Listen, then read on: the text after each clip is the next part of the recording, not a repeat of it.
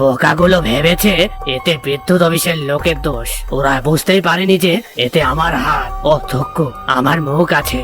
ওই তো ওই ঘরে ফ্যান চলছে, যাই ওখানে গিয়ে একটু কারেন্ট খেয়ে আসি।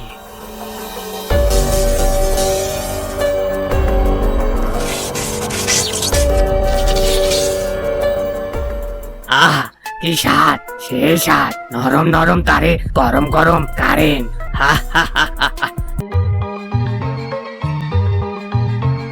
কাল সন্ধ্যায় আমি প্যান কাটতেছিলাম আর আপনাদের কারেন্ট চলে গেল। দেখুন তো আমার কাজের কি হাল হলো।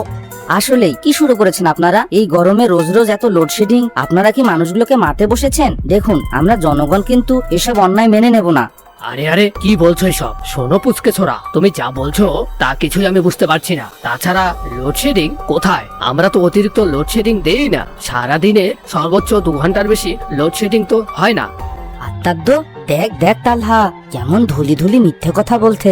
আপনারা যদি লোডশেডিং নাই করেন তাহলে কি এগুলো আকার থেকে হচ্ছে? আমার কাছে যথেষ্ট প্রমাণ আছে, তোমরা চাইলে দেখাতে পারি। বন্ধুরা, পরের পার্ট দেখতে হলে ভিডিওটিতে লাইক করে চ্যানেলটি সাবস্ক্রাইব করে দাও।